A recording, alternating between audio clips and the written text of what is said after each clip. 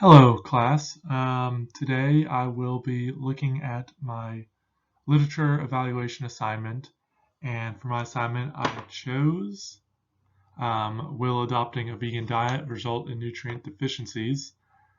This was sourced from a uh, article by O'Keefe et al. That basically said that vegan diets are not natural evolutionarily, um, that they leave us prone to numerous deficiencies and different diseases as well, and that an omnivorous diet is the best evolutionarily and it's the best for our health and it doesn't leave you deficient. So I will be looking at some of the research and focusing on that fact that do vegan diets leave us prone to deficiencies or cause deficiencies due to a lack of nutrients available. And so for my first study, uh, a review by Baccaludi et al. Looked at the intake and adequacy of the vegan diet. It was a systemic review. There were 48 studies included. Um, and they found that veganism was associated with low intake of riboflavin, niacin, B12, vitamin D, iodine, zinc, calcium, potassium, selenium. Um, but in terms of the ones that were significantly lower and potentially deficient, they found that B12 intake was significantly lower than the recommended values, and also that calcium was significantly lower. But they found that vegan diets have no relation to deficiencies in a handful of the other vitamins, like iron, which is one that often comes up. Um, this study found that there was no deficiency related to iron. And my next review was by Weikert et al. And it looked at, sorry, this was not a review. This was a study, primary research. They looked at 36 vegans and 36 omnivores. And these were equally distributed men and women, ages 30 to 60. And this study brought up an interesting point that nearly all the vegans and a third of the persons on a mixed diet had regularly been consuming supplements. And they found no differences in the levels of B12, vitamin D, or iron. But they did find that multiple people were iron deficient, but this was not attributed to a specific diet. Um, and so this points towards that numerous people, disregardless of the diet, could be dealing with iron deficiency. But they did find that calcium levels and iodine levels were significantly lower in the vegans compared to the non-vegans. And in a third of the vegans, iodine excretion, the measure in the urine, was regarded as severely deficient by the standards of the WHO. And this, I think, is relatively significant and needs to be addressed, this iodine deficiency, potentially through supplementation.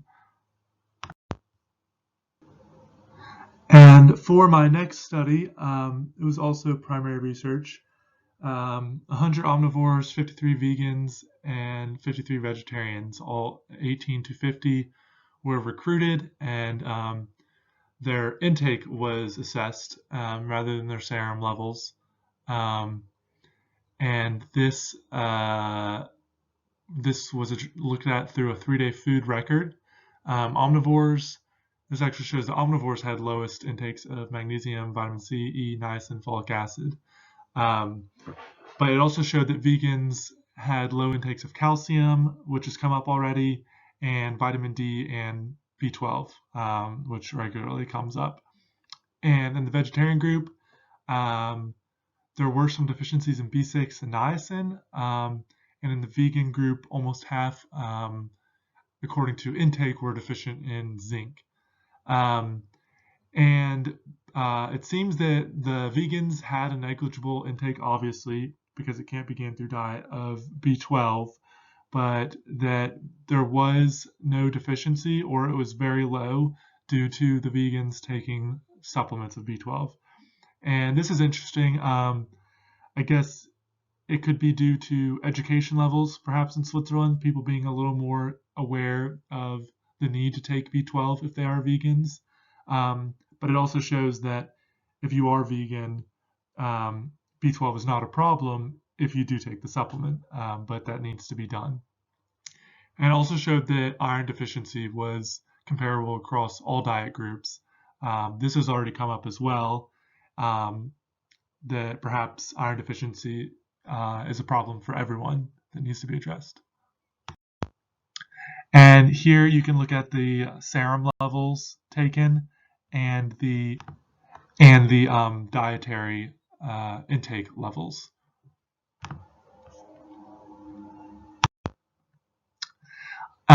For my next study,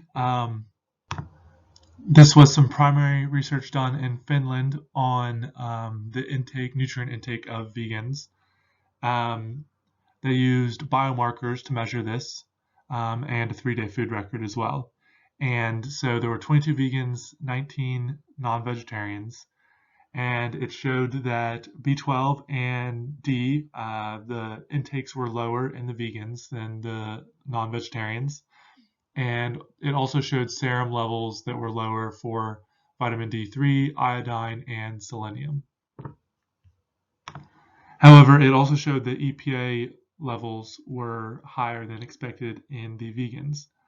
And so and it also showed that the iodine levels were lower than recommended in both groups. So iodine has already come up in this research, but it seems to be a pattern developing here that a lot of these nutrients, iodine, B12, and iron, are potentially lower in all diet groups. And you can also see here the serum concentration of the nutrients that were measured in the bottom right corner.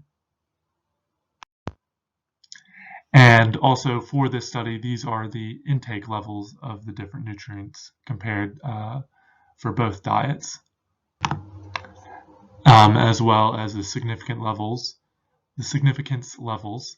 And you can see vitamin D, B12, niacin, and selenium all on the bottom of the screen here. So this is from the EPIC Oxford study, which the whole class should recognize the name. And they were using 65,000 men and women with quite a large age range as well, 20 to 97, and 33,000 omnivores, 10,000 pescatarians, 18,000 lacto-ovo vegetarians, and 2,500 vegans. And it showed that vegans had higher intakes of obviously fiber, B1, folate, C, E, magnesium, and iron. So this is interesting that they showed that vegans had higher intakes of iron, but again, this would be non-heme iron, so it's less absorbable. And that also showed that vegans had lower intakes of retinol, the active form of vitamin A, B12, vitamin D, calcium, and zinc. So retinol hasn't come up yet in my presentation, but these other ones, you're starting to see the pattern of B12, D, calcium, and zinc. And here is the intake levels for the different nutrients for all the vitamins and minerals, as well as the ones I mentioned. So here is another research article. This is this is different from the other articles. This is comparing the nutritional quality of the different diets: vegan, vegetarians, non-vegetarians, or pesco, omnivores, semi-vegetarians. And this just is to highlight that the vegan diets actually obtained a higher score for nutrient quality than the omnivores. And I think this is significant because what seems to be coming up is that multiple different diets are deficient. So if they're all deficient and vegan diets still have a higher nutrient quality index, perhaps it is the ideal diet to follow. And then with supplementation, you're covering those nutritional needs that may be missing from all the diets. And so, in conclusion, it seems that B12, iron, and iodine are low in all the dietary patterns when people don't supplement. It also seems that vitamin D is often lower in vegans, but this can be fixed through non-dietary sources. Supplementation might be recommended, but sunlight is the ideal form of vitamin D. And yes, like I said, it seems like this is a problem. It can be a problem in everyone that doesn't supplement. And then also calcium came up a few times, which calcium is an interesting nutrient. It's a lot of debate how much is needed and its exact role. And I didn't put this on the screen, but also zinc came up a few times. And in vegans, this could be something that needs to be supplemented as well. But yeah, so it was interesting to me how all dietary patterns are deficient in these vitamins, and it often overlaps the type. A particular concern seemed, everyone knows about B12, but iodine seemed rather concerning, especially the one study that showed the severe deficiency according to the WHO and urinary excretion. And yeah, that can cause a lot of problems, birth defects, but then also like goiter and thyroid issues. And yeah, so I think that definitely needs to be looked into and addressed. And that is all for my presentation. Thank you for your time.